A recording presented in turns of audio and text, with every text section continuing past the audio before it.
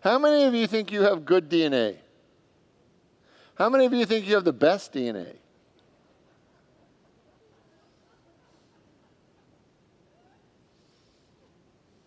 My dad was adopted.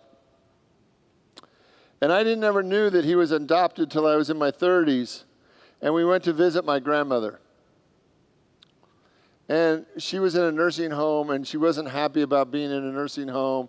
And so we went to visit her, and she really laid it on my dad. My dad felt bad about her being there. And, we're talking about it. We're walking out of the place, and I said, Dad, you're a great son. You were a great son to both your parents. And he turned to me and he just started crying. He said, they're not my parents. I was adopted. And I never knew. Nobody knew. He never talked about it. My mom knew, but she never talked about it. Nobody ever talked about it. My dad was adopted, and he carried the pain of that. When he found out that he was adopted, I later learned in his early teens when his cousins were teasing him that he was adopted. We all tease each other about being adopted, and he went home to his parents and said, am I adopted? And they said, yes.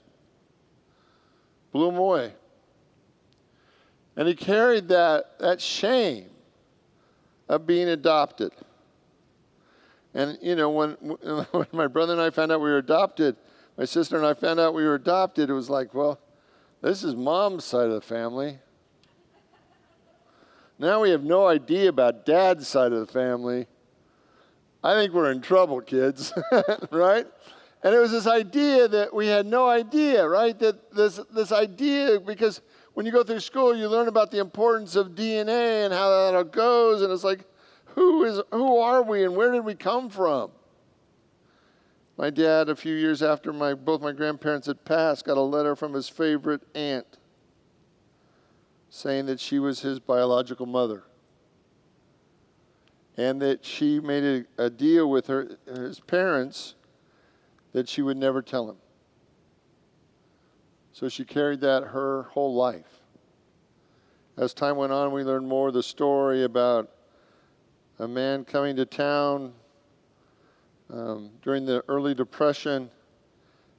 And my aunt fell in love, and he went back to Canada supposedly to sell everything and come back to Southern California and start a life together, and he never came back. And it was part of the family story that was just never talked about. It was never a part of the experience. It was unspoken. And there was always this unspoken, there was always this hidden shame because you didn't know. And it was years later that we started putting some of these pieces together and just seeing what happened. And, in hindsight, for me anyway, it was kind of like my brother and I just made up a story about what our family looked like on that side of the family that was just much better than the reality, right? But tonight I want to talk about your DNA. And I want to talk about it in a context of understanding that process. There's an article that was written in the University of California, San Francisco, and I want to share just a couple little bits of it. After the 2003 completion of the Human Genome Project, which sequenced 3 billion letters or base pairs of human genes, many thought that our DNA would become an open book. But a perplexing problem quickly emerged that although scientists could transcend the book or transcribe the book, they really didn't understand all but a small percentage of what that book meant. The vast majority, 98% of our DNA, was not coded with proteins, but it was actually dark genome matter.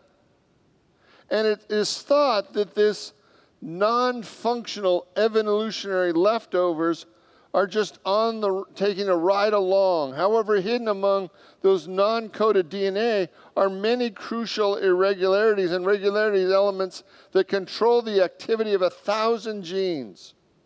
What is even more is these elements play a major role in diseases such as cancer, heart disease, autism, and they could hold the possible cures.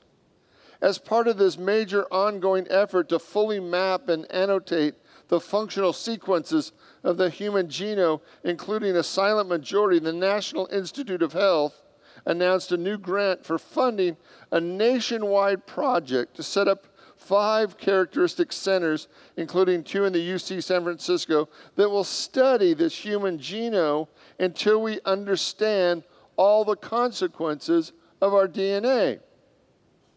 So one of the lines that I want to call your attention to today, because I think it's so important, is this idea that much of the dark matter of genome is thought to be non-functional evolutionary leftovers that are just along for the ride. Right? That's what we believe, is that of all this millions and millions of information that our DNA carries, most of it, we believe, is about our past. You know, how we got to where we are today as a human species. Like, every bit of our genetic past is still encoded in our DNA. And we usually think about it from the point of view that we have reached the highest level of evolution, and we are it, right? And everything that's uncoded that we don't understand is called this dark matter of a non-functional evolutionary leftovers from our past. Well, I'm going to make a statement that I cannot prove. Okay? You know, I do this from time to time. I'm going to make a statement that I cannot scientifically prove, but I bet, dollars to donuts, that part of that evolutionary is not past tense, but future tense. That we are actually been coded for our next and every other evolutionary steps as children of God. So that every step in our DNA as a species that it's taken us to get us to this moment is encoded within us, but that the story isn't over. That we have not reached the fullness of who we came to be as children of God, and that too is deeply imprinted into our DNA, and that we are in the process, I believe, of activating that for the next level of existence. And out of that millions and billions of code, that there is within it everything that we will ever need to activate our godness, our divine nature, our super spiritual self. And God has wired us, pre-wired us for that level of evolutionary experience. And that as we do our spiritual work, as we awaken to who we were meant to be from the beginning of time, that we have always had within us this code of our spiritual potential.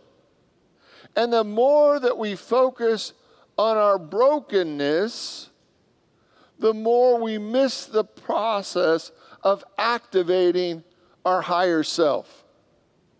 And what if tonight, when we affirm together that I am a child of God, that is actually activating the potential that still has not been fully expressed.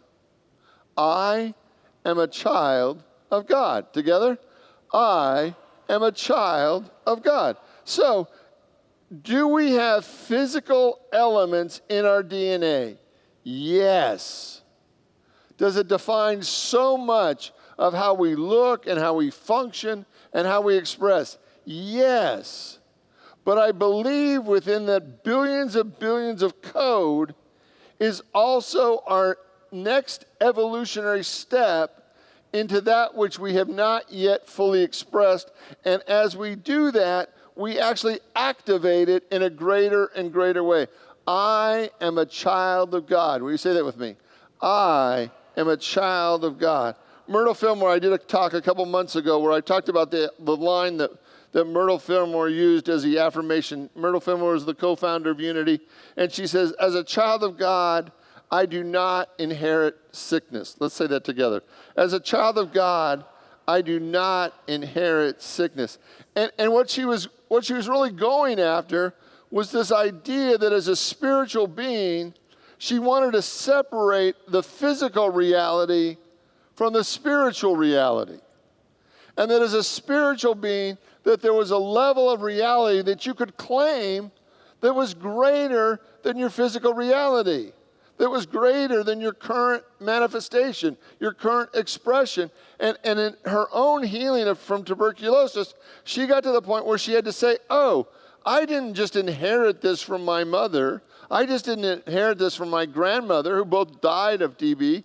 She began to make the spiritual connection that as a child of God, that she had within her that which is actually greater than her current physical manifestation. I am a child of God.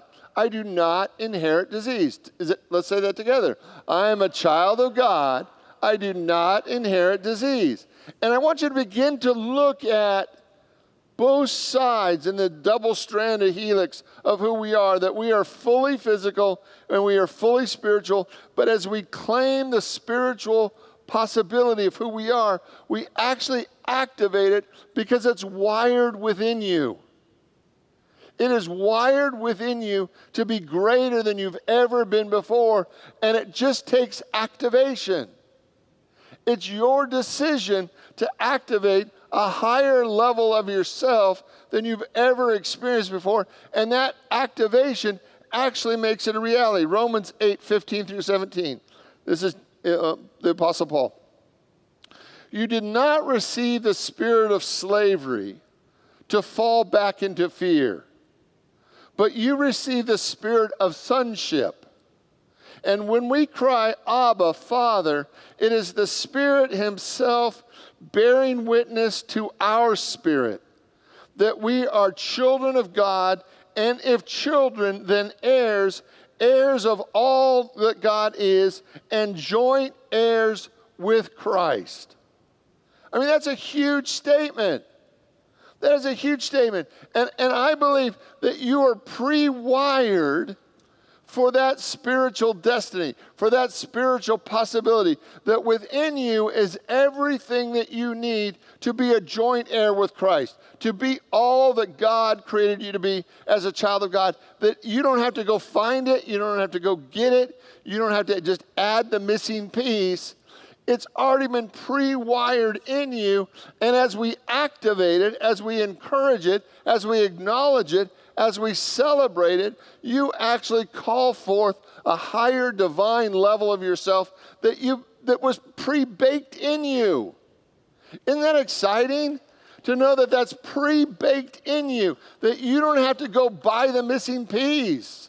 Like, how many of you have ever had to download new software in a computer?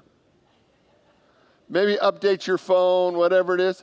And the idea with operating a computer or your phone or whatever is that there's a new operating system coming, right? We've all got excited or nervous or worried about the new operating system. And when the new operating system comes, your phone or your computer either works better than it used to because the new operating system is better, or your phone or your computer works worse because your phone or your computer really wasn't designed for that operating system, right? And it just kind of chunks along in a new operating system, and about half the things don't work that should work. And that's really what happens, right? Because it wasn't pre-wired in. It wasn't a part of the system from the beginning. And the deal with you is that operating system has been within you from the beginning of time, just waiting to be activated. Just waiting to be called upon.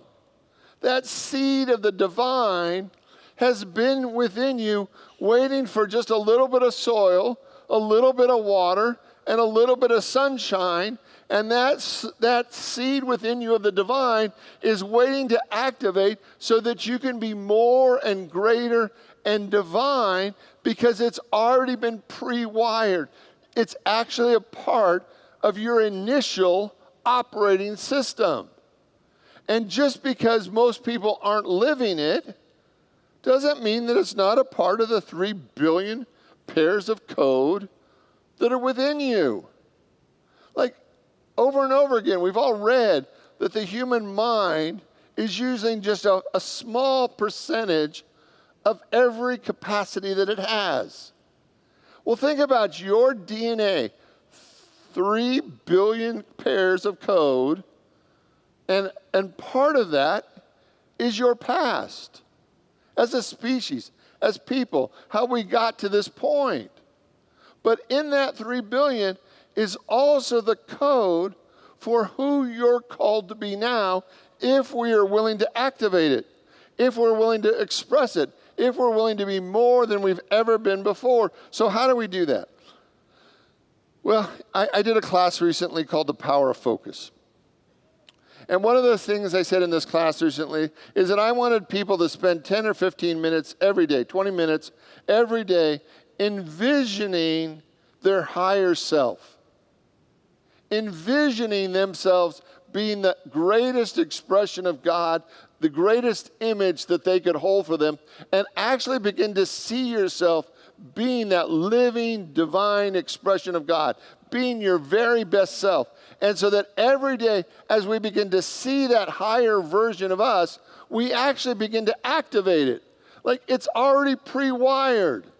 It's just waiting for us to give it the signal that it's time to activate because it's already within us. So every time we hold a higher vision for ourselves, we actually are activating the potential within our DNA. Now, the opposite, I believe, is also true.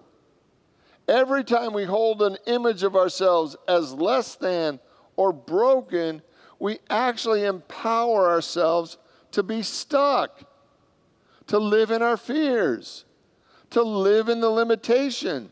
So would you be willing to spend 5 or 10 or 15 or 20 minutes a day just imagining yourself being the highest and best, being your divine self, being your holy self, being your God self, being your most magnificent self until you can actually see it over and over and over again? And the other way that we do that is when we begin to change the words we use about ourselves. I am a child of God. Together, I am a child of God. You could also say, I am a divine being. Together, I am a divine being. I am enlightened. Together, I am enlightened. I am God expressing. Together, I am God expressing. So as we change the words that we use about ourselves, we actually begin to activate a higher level in ourselves that is there from the beginning of time. It would be a cruel God that said that we were created in the image and likeness of God, but it wasn't true. It would be cruel to say, yeah, you have all this potential, but not really. Right? If it's been said that we were created in the image and likeness of God, could you be willing to just take it on faith that you really are that much? That much of God has already been pre-wired in you to take you beyond anywhere that you've known before. And as we begin to change the words that we use about ourselves, we begin to activate that higher level. 3, I want you to really look at being willing to forgive yourself for the lesser ideas of you. Has anybody ever held an image about themselves that they were broken or less than or not very good or kind of stupid or kind of ugly, or right? Have you ever held an image about yourself that's not very appropriate? What if you could forgive all of that? I forgive myself for any way that I've ever diminished myself. I forgive myself for any way that I've talked myself down. I forgive myself for any way that I believed in less than my potential. I forgive myself for any way that I have not been willing to step in to the fullness of who I've been created to be. And the 4th for me is that we ask for divine guidance. The 4th is when we say to the universe, when we say to Spirit, when we say to God, I am ready to activate my full self. I'm ready to be more than I've ever been before. Show me how. Lead me, teach me, awaken my soul to my full potential. See, it sounds so cute to say I'm a child of God. Oh, isn't that cute? Right? It sounds so diminished. I'm a child of God. And we don't really believe it. Or we think it's kind of cute and I'm a child of God. But what if you've really been wired for the infinite? What if you've really been wired for all that God is? And the only thing that keeps you from standing in the fullness of God is your unwillingness to claim it. And what if tonight you just decide that you're ready? That however much longer you have on this planet, you're willing to claim that you are the son or daughter of the Most High. That you are one with all that God is. And that you're willing to activate all that magnificent DNA that's within you. And see who you truly came to be. Would you be willing? Will you pray with me? I want you to open your mind, your heart, your soul to the activity of God. That tonight we take a big step. That we're willing to actually call forth that divine nature within all of us. To be the living, moving expression of all that God is. To awaken all that has been asleep. To awaken our full potential. To be the man or woman that God created us to be from the beginning of time. To be alive with God. To stand with the other spiritual greats who came to know themselves as if for the first time. Thank you, God. I am a child of God. And so it is. Amen.